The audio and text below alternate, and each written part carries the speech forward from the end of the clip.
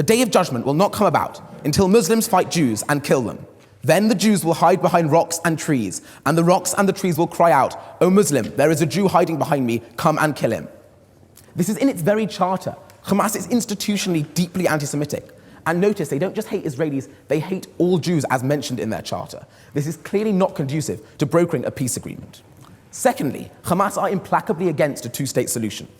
They are full of rhetoric that brooks absolutely no compromise. Listen only to their leader, Khalid Mashal, speaking in 2012. "Palestine is ours from the river to the sea," he said. "And from the north to the south, there will be no concession of an inch of the land." Hi, you guys doing? This is Sahar TV, and in today's video we'll see Adam Dayan on the Oxford Union debate, debating whether Hamas is a greater threat to peace or Israel. What a stupid motion. Let's watch. Anyone who has a knife, a weapon, or a car, and is not attacking a settler or a Jew, and is not killing tens of Zionists, does not belong to Palestine. These were the words of the spokesman of Hamas, Fazi Barnoun, only this year. I say to you, Mr. President, ladies and gentlemen, that those are not the words of an organization seeking compromise. Those are not the words of an organization seeking conciliation. Those are not the words of an organization seeking peace. But before we move on to the arguments for those issues, I think we should sort out a definitional issue. So how am I going to define this debate? So I think that there are various parties involved in the effort to end the Arab-Israeli conflict. Two of these parties are Israel and Hamas. And the question of this debate is which of these two parties is more of an obstacle to the creation of a solution that is acceptable to all the parties involved. Now, I'm not here to claim that Israel's record is unblemished by sin. I completely agree. Settlements are an obstacle to peace. But, and this is crucial, they are not an insurmountable obstacle. We only need to look at Gaza itself, which Israel withdrew from in 2005, taking its settlers with it, that it's not an insurmountable obstacle. Moreover, the settlements in the West Bank are mostly in small blocks close to the border. They can easily be withdrawn from. The question is not whether it's possible, the question is whether it's possible to create the political will and the situation for this to take place. Indeed, the principle... I believe it's got nothing to do with the settlers. Yes, they could contribute a little bit, but it's got nothing to do with it because they started the PLO in 1964, 3 years before a single settlement took place. How come? What do you need to liberate Palestine that was never created from? The Jews. So all of us are settlers. The Jews that live in Tel Aviv are settlers. The Jews that live in Haifa are settlers. The Jews that live all over Israel are settlers, according to their logic. Of land swaps was already offered by Israel at the Annapolis Conference in 2008. So given all of this, I'm going to explain to you why, although the road to peace is a hard one, Hamas is the principal obstacle on it. Through looking at a few points. Firstly, Hamas's nature is inherently opposed to a solution to this conflict. Secondly, Hamas's discourse and how its rhetoric affects Palestinians and how Hamas affects Israeli political discourse itself. But before I move on to all of that, I think it's important to introduce the speakers in front of me. So firstly, speaking against the motion will be Kate Brooks, who is a DPhil student in international relations here at Oxford. Then we have Mishana Hossein-Nunu, who is a graduate of UC Berkeley, also just got a DPhil in international relations from Oxford, and is working with a team of international human rights lawyers to stop Saif al-Islam Gaddafi from being held incommunicado in Libya.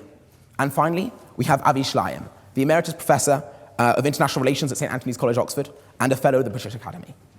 Now, from that introduction, you might have gathered that there are a great number of PhDs sort of arrayed against my side of the house. But, ladies and gentlemen, I would tell you that I did receive an A-star in GCSE history, and I did pass my prelims, and that's all you need to know. So, to move on to my substantive case, Hamas's nature and why it's deeply opposed to any sort of peace agreement. Firstly, Hamas are deeply anti-Semitic. We need only look at Hamas's Charter 7 of the Hamas article. It says, "The day of judgment will not come about until Muslims fight Jews and kill them. Then the Jews will hide behind rocks and trees, and the rocks and the trees will cry out, 'O Muslim, there is a Jew hiding behind me, come and kill him.'" This is in its very charter. Hamas is institutionally deeply anti-Semitic. And notice, they don't just hate Israelis, they hate all Jews as mentioned in their charter.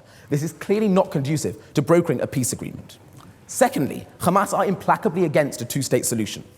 They are full of rhetoric that brooks absolutely no compromise. Listen only to their leader, Khalid Mashal, speaking in 2012. Palestine is ours from the river to the sea, he said. And from the north to the south, there will be no concession of an inch of the land. This is not just them saying we disagree with a two-state solution. This is them saying that there's absolutely no way we can come to that sort of solution. And in the Palestinian Authority, if you sell your land to a Jew, you could receive the death penalty. Yeah, let that sink in. If they go back on that word, then they sacrifice this huge piece of political capital they've laid on this claim. It's their unique claim which differentiates them from Fatah. They often attack Fatah for not being strong on the issue of being against a two-state solution. To negotiate, no thank you. To negotiate is political suicide for Hamas. And indeed, their rhetoric is borne out in actions. They launched rockets at Israeli civilians. They dig tunnels to attempt mass attacks and to murder Israeli civilians. And they recently kidnapped and killed 3 teenagers. But also to move on to their effect in the Palestinian domestic political scene. Hamas constantly is filled with the rhetoric I've just given you earlier, attacking a two-state solution. But this is worse than even just personally opposing it. They're creating structural opposition to there ever being a two-state solution. How so? By dominating the media with a narrative that is anti the two-state solution, through cartoons, newspapers, and sermons that are consistently anti-Semitic, anti-Israel, and anti-peace. What they create is a situation where they can never get their people to agree to a solution, to a peace agreement, even if they wanted to. Even if the rhetoric we heard earlier is just for politics, they've created such a deeply anti-Israel sentiment in their own populace that it would be impossible to sell them any sort of peace deal. Indeed, they've got additional incentives not to compromise. On their radical flank, they're attacked by Islamic Jihad, who are even more radical than them, and they're worried about losing support to them.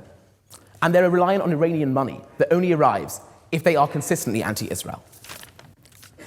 But now, to move on to a bigger argument, I think, Hamas...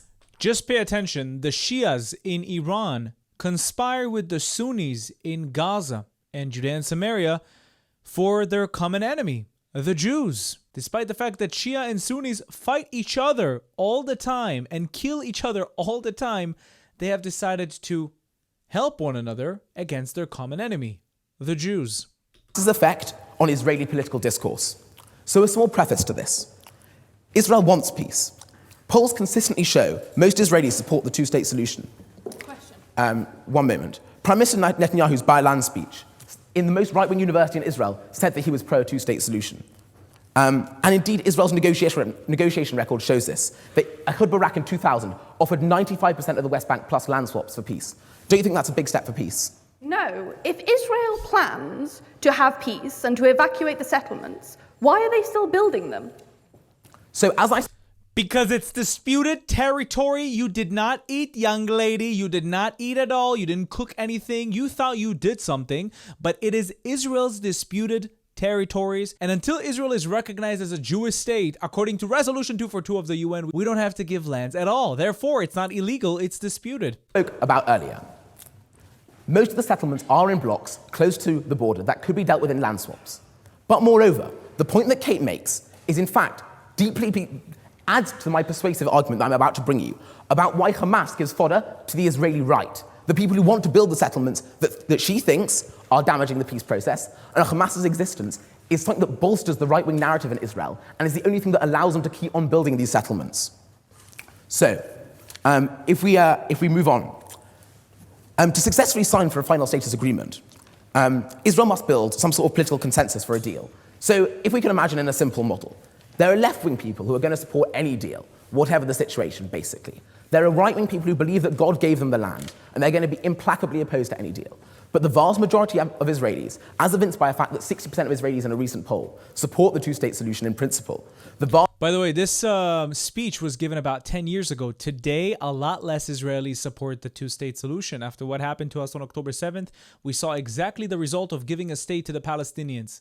Terror and massacres. The vast majority of Israelis are in that center. They're mostly secular. They believe in the principle of a two-state solution, but it needs to be shown to them that it can be done while protecting their own security. And so, how has Hamas undermined the possibility of building a coalition like this, a coalition that is essential for peace? Well, they play into a right-wing security narrative. Their constant rocket attacks, suicide bombings, and kidnappings make Israelis feel fear. This is a fear that plays into the discourse that right-wing Israeli politicians constantly use, We can see the rhetoric from the Israeli right centers on a fear of a Hamas takeover of the West Bank. In fact, they're so fearful of it that they've created a word for it, Hamasistan. Indeed, if you look at Naftali Bennett and the right of Likud, their critique of a two-state solution constantly focuses on the possibility of Hamas taking over. And so what's Hamas done with their extreme actions and with their extreme rhetoric? They've made it impossible to win the center ground needed to build a pro-peace coalition. They did do a poll of elections in the West Bank, and guess who won? Hamas. Because of Hamas's actions, that it's very, very difficult for Israeli politicians to gather the kind of support needed to get the consensus to deliver a difficult but worthwhile peace deal. Moreover, Hamas is an Islamist terror organization, and this strengthens the right-wing claim in Israel that Hamas is the same as ISIS. It's completely understandable the Israeli public are unwilling to negotiate or agree to a deal with an organization of that ilk. And so, ladies and gentlemen, let's look at what I've told you today. Hamas is a terror organization that is fundamentally, inherently, and implacably opposed to a two-state solution. This makes it impossible to build both a Palestinian coalition for peace, because Hamas's rhetoric has so changed and warped Palestinian domestic discourse. But moreover, it makes it impossible to create an Israeli coalition for peace, because the constant fear of Hamas, the constant fear of attacks, the security fears, mean that Israeli politicians can't gather the consensus needed to push forward a difficult deal. So, Mr. President, ladies and gentlemen, I tell you today that a vote against this motion is a vote against Palestinians, a vote against civilian lives, but most importantly, a vote against peace. Thank you. If you're asking me about the settlements, I'm going to tell you this. I think the settlements are a good thing at the moment. You know why? Because they are the only thing preventing an all-out war against Israelis. Imagine right now if Judea and Samaria would have been completely freed of Jews and only Palestinians would live there. First of all, that would be ethnic cleansing and apartheid against Jews. But what if it would be an actual state? That makes Tel Aviv like the kibbutzim and moshavim next to Gaza. That makes Kfar Saba exactly the same, Herzliya exactly the same.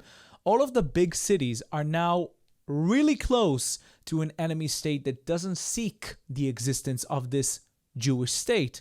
So what do you think will happen? These settlements that are currently in Area C are the forefront. They are the saviors of the Jewish country. They are there to make sure that our security is controlled by the IDF, to make sure nobody's trying to perpetrate into Israel and kill Jews and Arabs. So if you're asking me, until peace is actually guaranteed by the Palestinian side, when they actually recognize Israel as a Jewish state, as long as this doesn't happen, they should stay there. Nothing is illegal. That's according to Resolution 242 of the UN, which is asking from the Arabs living there to recognize Israel as a Jewish state and allow Israel to live with secured and safe borders. If you'd like to watch more of my stuff, please check out my channel down below. If you like what you see, don't forget to subscribe to the YouTube channel and hit that notification button so you can be notified every time I upload new content.